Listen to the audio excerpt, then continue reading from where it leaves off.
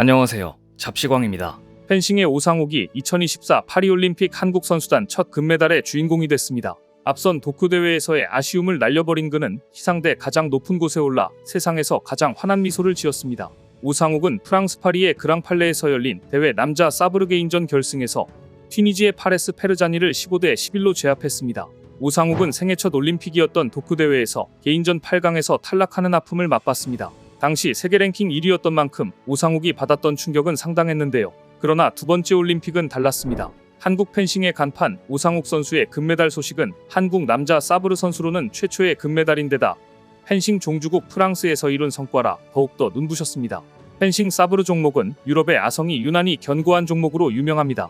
2010년 원우영이 같은 장소인 그랑팔레에서 사상 처음으로 세계선수권 정상에 선 뒤 한국 남자 사브르는 세계 최강으로 불리면서도 올림픽 개인전에서만큼은 유럽의 벽을 넘지 못했습니다. 그런데 바로 그 원우영 선수가 남자 펜싱 대표팀의 코치가 되었고 바로 그 자리에서 오상욱이 금메달을 목에 거는 순간을 지켜본 것입니다.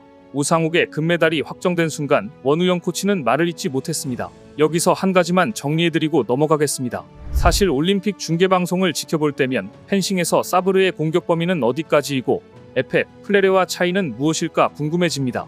펜싱은 어떤 칼을 쓰느냐, 어느 부위까지 공격할 수 있느냐에 따라 세 개의 세부 종목 사브르, 에페, 플레레로 나뉩니다. 오상욱, 구본길 등이 출전하는 사브르는 기마병들의 싸움에서 유래됐고 펜싱 종목 중 가장 공격이 빠르고 박진감이 넘치는 종목입니다.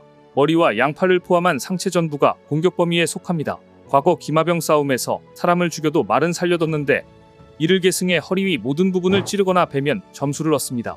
사브르에 사용되는 칼날의 길이는 88cm로 세 종목 중 가장 짧고 무게는 최대 500g을 넘지 않아야 합니다.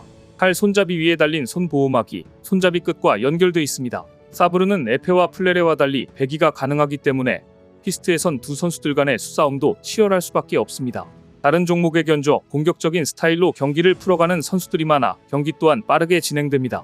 프랑스어로 실전용 검을 뜻하는 에페는 피를 먼저 흘리는 쪽이 지는 것으로 간주하는 과거 검투사관 결투에서 유래됐습니다. 따라서 공격 범위도 세 종목 중 가장 넓어 머리부터 발끝까지 공격이 가능합니다. 칼날 길이는 90cm이고 무게는 최대 770g을 넘지 않아야 합니다. 공격 범위가 넓은 만큼 칼에 달린 손 보호막이 가장 넓습니다. 공격 범위가 넓다 보니 먼저 점수를 내주면 승부를 뒤집기가 쉽지 않습니다. 에페 또한 찌르기 공격만 허용됩니다. 칼끝이 꽃처럼 생겨 프랑스어로 꽃이라는 의미에서 유래한 플레레는 세 종목 중 공격 가능한 부분이 가장 적습니다. 오로지 머리와 양팔을 제외한 상체 찌르기로만 승부를 봐야 합니다. 다른 종목에 사용되는 칼과 달리 무게가 가볍고 잘 휘는 것이 특징입니다. 손잡이는 휜 막대기 모양의 프렌치 그립과 권총 손잡이 모양의 피스톨 그립이 있는데요. 플레레는 찌르기 공격만 가능합니다. 펜싱은 찌르기나 배기에 성공할 때마다 1점을 얻고 두 발이 최종 경계선을 넘어가게 되면 1점을 잃습니다. 세 종목 중 에페만이 유일하게 동시타가 허용됩니다. 즉 두 선수가 25분의 1초 이내에 서로 동시에 찔렀을 때는 모두 득점으로 인정합니다. 플레레와 사브르에서는 공격권이라는 개념이 있습니다. 심판의 시작 선언 뒤 먼저 공격적인 자세를 취한 선수에게 공격권이 주어지고 해당 선수의 공격만이 득점으로 인정됩니다. 공격권을 받지 못한 선수는 방어에 성공한 뒤 공격해야 득점으로 인정됩니다. 따라서 두 선수 모두 동시에 공격해도 점수는 공격권을 가진 선수가 얻게 됩니다. 오상욱 선수가 금메달을 차지한 종목은 바로 사브르인데 가장 공격적인 종목이라고 생각하시면 됩니다. 그런데 이번에 프랑스는 펜싱 종주국이라는 명성이 무색하게 연이은 실수를 연발해 빈축을 사고 있습니다. 파리올림픽 조직위원회가 개회식에서 대한민국을 북한으로 잘못 소개하는 큰 실수를 한 데 이어 이번에는 펜싱 남자 사브르 개인 금메달을 목에 건 오상욱을 오상구로 잘못 표기해 빈축을 샀습니다. 오상욱은 남자 사브르 개인전 결승에서 세계 랭킹 14위 파레스 페르자니를 15대 11로 물리치고 금메달을 획득했는데요. 파리올림픽 측은 공식 인스타그램에 오상욱이 메달을 확정짓고 포효하는 사진과 함께 축하의 글을 올렸습니다. 여기까지는 좋았습니다. 그런데 문제는 글귀였습니다. 오상욱이 올림픽 챔피언이 됐다. 한국의 우승이라는 글을 영어와 불어로 각각 올리면서 그의 영문 이름을 오상욱 대신 오상구로 두 번이나 잘못 적은 것입니다.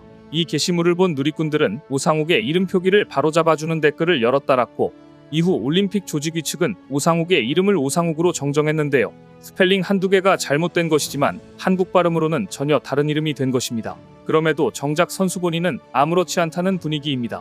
실제로 외신들은 오타보다는 오상욱의 매너와 피지컬에 감탄 중입니다. 한국의 값진 첫 금메달을 안긴 펜싱의 오상욱은 키 192cm, 몸무게 94kg으로 유럽 선수들에 견조 전혀 밀리지 않는 다부진 체격 조건을 갖췄습니다. 오상욱은 이날 파리 그랑펠레에서 열린 펜싱 남자 사브르 개인전 32강에서 결승 내내 특유의 긴 다리를 이용한 과감한 런지 공격으로 상대를 무력화시켰습니다.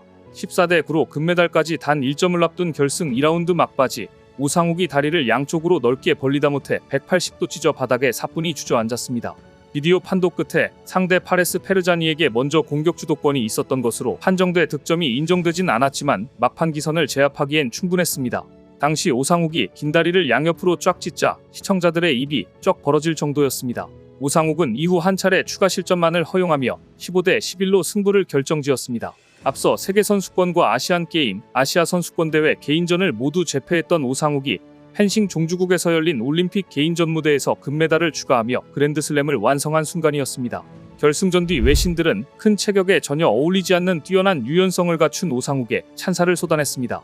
특히 192cm의 장신 선수가 다리 찢기가 가능하다는 사실은 해외에서도 놀라기에 충분했습니다. 미국 스포츠 전문 매체 ESPN은 오상욱이 엉덩이가 바닥에 닿도록 다리를 찢은 모습을 포착한 사진 2장에 이런 글을 공식 페이스북에 올렸습니다.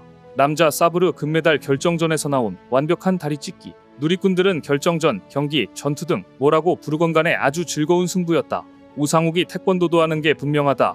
채식주의자가 아닐까 등 재치 있는 댓글로 호응했습니다. 오상욱은 펜싱검을 처음 손에 쥔 중학교 때는 키가 160cm로 작은 편에 속했다고 하는데요. 그래서 기술적인 요소를 주로 연습하다가 고등학교 때 키가 190cm까지 자라며 신장을 활용하기 시작했다고 합니다. 그 결과 두 가지 스타일 의장점을 모두 갖춘 펜싱 괴물이 될 수 있었다는 평가인데요. 오상욱은 경기 전 인터뷰에서 중학생 때까지 키가 작았다가 192cm까지 큰 게 배구 전 국가대표 김연경과 나의 공통점이라고 말했습니다. 오상욱이 첫 금메달을 따자 금메달을 목에 건 영웅들이 활약해 지역팀들도 화답했습니다. 누구보다 첫 금메달을 따낸 오상욱의 이름을 딴 체육관이 세워질 예정입니다. 대전시는 2027 충청권 하계 세계 대학 경기대회 준비와 스포츠도시 위상제고 등을 위해 펜싱 전용 경기장 조성 준비에 나섰는데 이 펜싱 전용 경기장 이름은 대전시청 소속인 오상욱의 이름이 사용될 것으로 예상됩니다. 대전시는 대전 홍보대사인 오상욱이 파리에서 금메달을 따내면 펜싱 체육관 이름을 오상욱 체육관으로 정하기로 약속했다고 하는데요.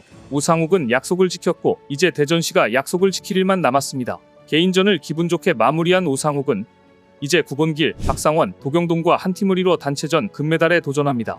도쿄올림픽에서 남자 사브르 대표팀은 금메달을 목에 걸었고 이후 세대 교체를 이룬 이번 대회에서 올림픽 3연패를 완수하겠다는 목표를 세웠습니다. 여자 에페 대표팀은 지난 대회 단체전 은메달을 이번에는 금빛으로 바꿔보겠다는 각오인데요. 종주국을 넘어선 한국 펜싱 대표팀의 선전이 어디까지 이어질지 기대됩니다. 오늘 준비한 소식은 여기까지입니다. 댓글을 통한 여러분들의 많은 의견 기다리겠습니다. 시청해주셔서 감사합니다.